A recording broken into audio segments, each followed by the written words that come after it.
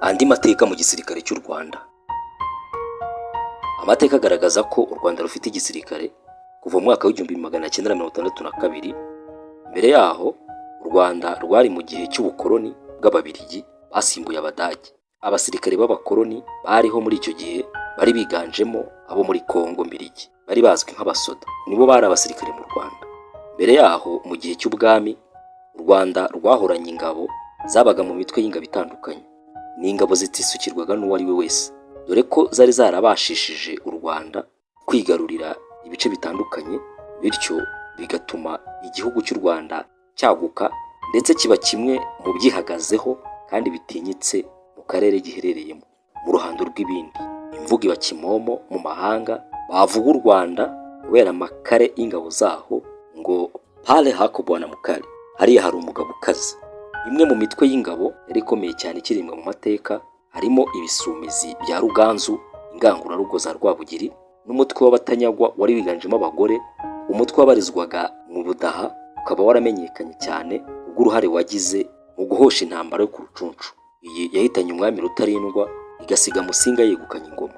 Nyuma y'uko u Rwanda rubonye ubwigenge tariki enye Nyakanga mu 1962, muri uwo mwaka w'1962 bigizwemo uruhare n'Ababiligi, rwashyizeho igisirikare rubona abasirikare barwo ba mbere. Igisirikare cyitwaga Force Armée Rwandaise, FAR Inzirabwoba. Amateka agaragaza ko General Major Juvenal Habyarimana ari we munyarwanda wa mbere winjiye mu gisirikare cy'u Rwanda.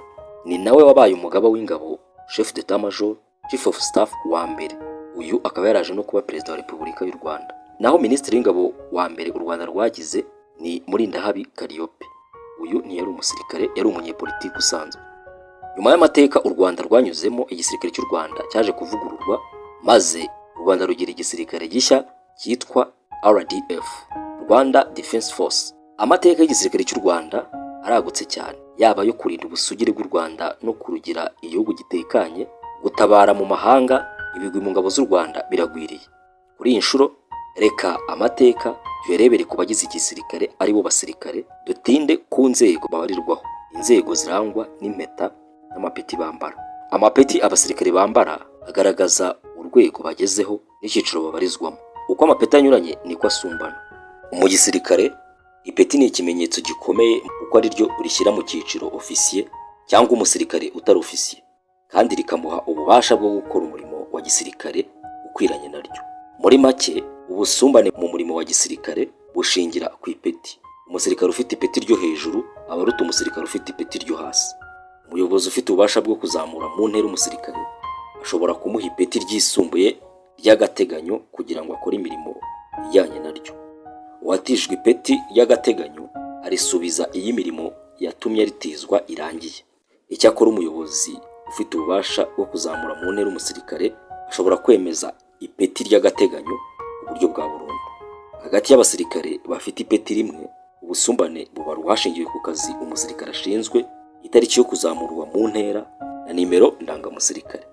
Kugeza ubu mu gisirikare cy'u Rwanda dufite amapeti 16 ari mu byiciro bitandukanye, ariyo icyiciro cya mbere.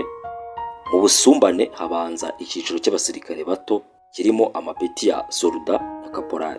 Icyiciro cya kabiri kirimo amapeti y'abasuzofisiye bato, sergent, premier sergent. Icyiciro cya gatatu n'abasuzofisiye bakuru barimo sergent major, adjudant, adjudant chef.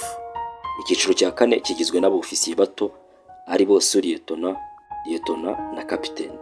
Icyiciro cya gatanu n'abofisiye bakuru barimo major, lieutenant colonel na colonel. Icyiciro cya gatandatu ari nacyo gikuru mu gisirikare ni icyiciro cy'amapeti y'abofisiye general. Abo ni brigadier general, general w'inyenyeri imwe, general major, general w'inyenyeri ebyiri, lieutenant general, general w'inyenyeri eshatu.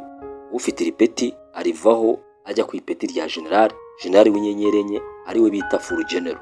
Akaba ari ryo peti risumba yandi yose mu gisirikare cy'u Rwanda. Urifite ntarinda basigaje. Ni intera cyangwa ipeti gerwaho na bake, dore ko kuri ubu kuva u Rwanda rwagira igisirikare rumaze kugira abasirikare bo kuri iyi ntera bafite iri peti 6 gusa. Abo barimo General Gatsinzi Marcel, uyu akaba yaramenyekanye cyane ari Minisitiri w'Ingabo z'u Rwanda. Hari kandi General Kabarebe James, mu bihe bitandukanye yabaye umugaba w'ingabo aba na minisitiri w'ingabo. Hari General Ibingira Fred, uyu yabaye umugabo w'inkeragutabara. Hari General Nyamvumba Patrick, yabaye umugabo w'ingabo hagati y'umwaka wa 2013 agera mu 2018. Hari General Kazura Jean Bosco, yabaye umugabo w'ingabo z'u Rwanda hagati y'umwaka wa 2018 agera mu 2023. Hari kandi General Muganga Mubarak, uyu akaba ari umugabo w'ingabo z'u Rwanda kuva muri Kamena 2023. Igisirikare cy'u Rwanda mu mateka gisanganywe hiyongereyeho ko kuva 20 Ukuboza 2023 cyagize abasirikare b'abagore bo mu rwego rw'abofisiye bakuru ku ipeti rya koloneli. Baba abagore ba mbere mu mateka bageze kuri urwo rwego mu gisirikare. Ni abagore 7. Perezida wa Repubulika y'u Rwanda akaba n'umugaba w'ikirenga w'ingabo z'u Rwanda yazamuye mu ntera abo basirikare abaha ipeti rya koloneli. Hari hashize igihe kinini abagore bafite ipeti ryo hejuru mu ngabo z'u Rwanda ari ba Lieutenant Colonel, ariko ubu 7 bagizwe ba koloneli, barimo Colonel Berine Kayirangwa. Colonel Berine Kayirangwa yavukiye muri Uganda, aho umuryango we wari warahungiye mu mwaka wa 1959. Umwe mu barwanye urugamba rwo kubohora igihugu. Yagiye mu gisirikare ubwo yari umunyeshuri mu mashuri yisumbuye. Gusa urugamba rurangiye yabashije kuyasoza kuko yari yaracikirije. Yaje kwiga abona impamyabumenyi y'ikiciro cya 2 cya kaminuza. Afite kandi masters mu masomo ajyanye n'umutekano, byiyongera ku yandi yize ajyanye n'igisirikare mu ishuri rya gisirikare rya Nyakinama. Colonel Berine Kayirangwa asanzwe akorera akazi ku cyicaro gikuru cy'ingabo z'u Rwanda. Colonel Nyirasafari Seraphine. Colonel Nyirasafari Seraphine yavutse mu 1970, avukira mu majyaruguru y'u Rwanda. Yinjiye mu gisirikare mu mwaka wa 1991, muri Mutarama 1994 ahabwa ipeti rya Suriyetona. Yakoze imirimo itandukanye irimo ushinzwe ibikoresho, akora mu ishami rya RDF rishinzwe abakozi mu bijyanye n'imari. Yabaye kandi umucungamari mukuru mu ishami ry'igisirikare rishinzwe ubwishingizi bw'ubuzima MMI. Aba umuyobozi mukuru ushinzwe ubucuruzi, ububiko n'ikwirakwizwa ry'ibicuruzwa mu isoko rya gisirikare rizwi nka Armed Forces Shop. Yafashe amasomo anitabira amahugurwa atandukanye mu Rwanda no mu mahanga, harimo ajyanye no gusubiza mu buzima busanzwe abahoze mu mitwe yitwaje intwaro, ndetse n'ajyanye no kurinda abana yigiye Nyakinama. Amasomo ajyanye no kurinda abasivile yigiye muri Kenya, ndetse n'ajyanye no kurwanya ihohoterwa rishingiye ku gitsina yigiye mu Butaliyani. Yize mu ishuri rikuru rya gisirikare ry'ingabo z'u Rwanda.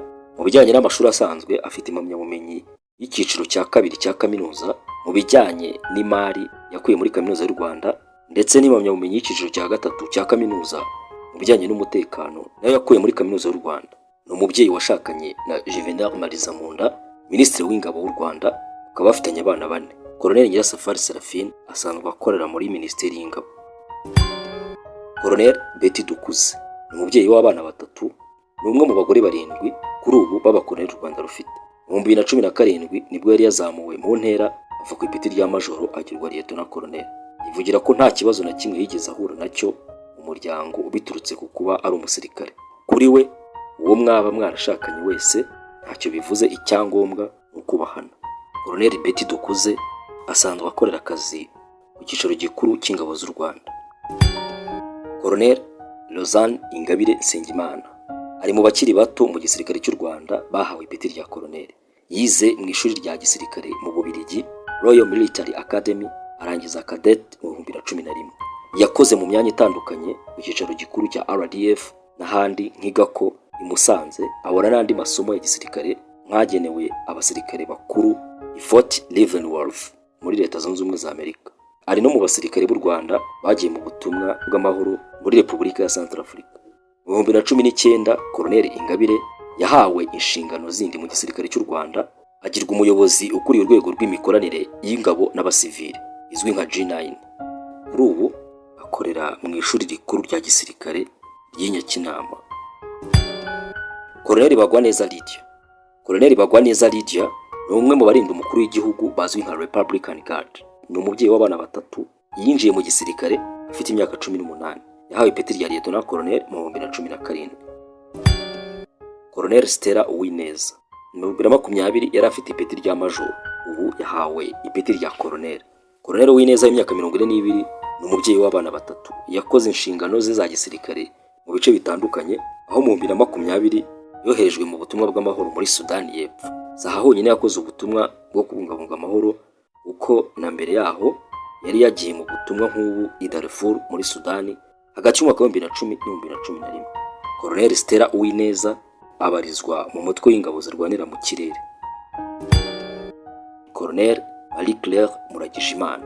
Colonel Muragijimana Marie Claire asanzwe akorera akazi muri brigade ishinzwe ubwubatsi. Ihame ry'uburinganire riri ku isonga muri RDF. Mu 2007 mu gisirikare cy'u Rwanda hashyizwemo ishami ryihariye rireba ibijyanye n'uburinganire n'ubwuzuzanye bw'abagore n'abagabo mu ngabo z'u Rwanda rizwi nka RDF Gender Desk.